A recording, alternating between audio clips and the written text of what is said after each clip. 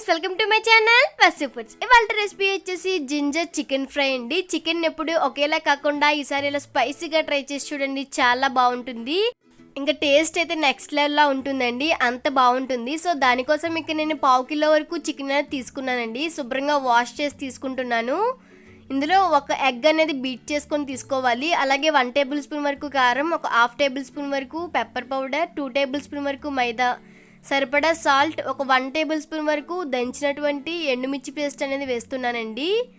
ఎండుమిర్చి అనేది వేయించకుండానే పచ్చిగానే పేస్ట్ చేసి తీసుకుంటున్నాను. మొత్తం అంతా కూడా బాగా కలిసేంత వరకు కలుపుకోవాలి.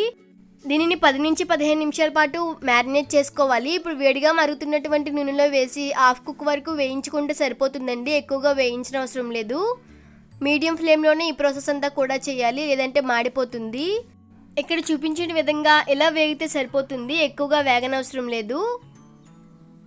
చికెన్ అనేది అంత ఎక్కువసేపు మ్యారినేట్ చేస్తే టేస్ట్ అనేది అంత బాగుంటుందండి.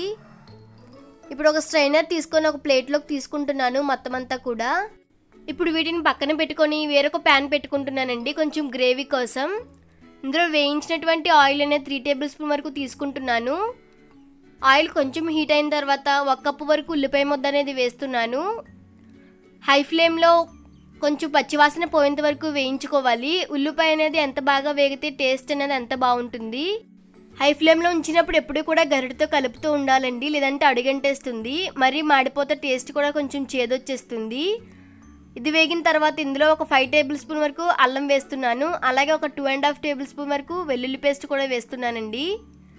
అల్లం వెల్లుల్లి పేస్ట్ ఎంత తీసుకుంటున్నామో దాంట్లో సగం వెల్లుల్లి పేస్ట్ తీసుకోవాలి, అలా అయితేనే టేస్ట్ బాగుంటుంది. ఇప్పుడు ఇందులో 2 టేబుల్ స్పూన్ వరకు పచ్చిమిర్చి పేస్ట్ అనేది వేస్తున్నాను. పచ్చిమిర్చి అనేది పచ్చివాసన పోయేంత వరకు వేయించుకోవాలి. ప్రతిదీ వేసిన తర్వాత ఒక 10 సెకండ్ పాటు హై ఫ్లేమ్లో వేయించుకోవాలి. 2 టేబుల్ స్పూన్ వరకు పచ్చిమిర్చి సాస్ అనేది వేస్తున్నాను. ఇది కూడా బాగా వేగేంత వరకు హై ఫ్లేమ్లో వేయించుకోవాలి. ఇది వేగిన తర్వాత 1 టేబుల్ స్పూన్ వరకు టమాటా సాస్, అలాగే 1 టేబుల్ స్పూన్ వరకు వెనిగర్, 1 టేబుల్ స్పూన్ వరకు సోయా సాస్, 1 టేబుల్ స్పూన్ వరకు కారం కూడా వేస్తున్నానండి. అలాగే 1 టేబుల్ స్పూన్ వరకు ఎండుమిర్చి పేస్ట్ కూడా వేస్తున్నాను. ఈ టేస్ట్ అంతా కూడా బ్యాలెన్స్ చేయడం కోసం చిటికెడు పంచదార కూడా వేసి మొత్తం అంతా కూడా కలిసేంత వరకు కలుపుకోవాలండి. మీడియం ఫ్లేమ్లో సాసెస్ అన్ని కూడా బాగా కలిసేంత వరకు కలుపుకోవాలి. ఇప్పుడు ఇందులో సాల్ట్ అనేది యాడ్ చేస్తున్నాను. సాసెస్ యాడ్ చేసి చేసేటువంటి రెసిపీస్లో ఎప్పుడు కూడా సాల్ట్ అనేది లాస్ట్లో వేసుకోవాలండి, ఎందుకంటే ఆల్రెడీ సాస్లో సాల్ట్ ఉంటుంది కదా. ఇప్పుడు ముందుగా ఫ్రై చేసుకున్నటువంటి చికెన్ వేసి మొత్తం అంతా కూడా ముక్కకు పట్టే విధంగా కలుపుకోవాలి. చికెన్ ముక్కలు వేసిన తర్వాత ఫ్లేమ్ని మీడియం ఫ్లేమ్కి అడ్జస్ట్ చేసుకొని మొత్తం అంతా కూడా కలిసేంత వరకు కలుపుకోవాలి. ఇప్పుడు ఇందులో ఒక 1/2 కప్ వరకు వాటర్ అనేది యాడ్ చేస్తున్నాను, ఎందుకంటే చికెన్ అనేది ఉడకాలి కదా. ఇందాక ఒక 1/2 బాయిల్ అయ్యింది కదండి. ఇప్పుడు మొత్తం అంతా కూడా ఉడకడం కోసం ఒక 1/2 కప్ వరకు వాటర్ అనేది యాడ్ చేసి మొత్తం అంతా కూడా కలుపుకుంటున్నాను. మూత పెట్టుకొని దగ్గర పడేంత వరకు మగ్గించుకోవాలి. చూసారు కదా, ఈ విధంగా మసాలా అంతా కూడా ముక్కకు పట్టే విధంగా ఉంటే టేస్ట్ అనేది చాలా బాగుంటుందండి. ఇప్పుడు వేడివేడిగా సర్వ్ చేసుకోవడమే. సో ఈ వీడియో కనుక మీకు నచ్చినట్లయితే లైక్ చేయండి, షేర్ చేయండి. ప్లీజ్ నా ఛానల్ని సబ్స్క్రైబ్ చేయడం మర్చిపోవద్దు.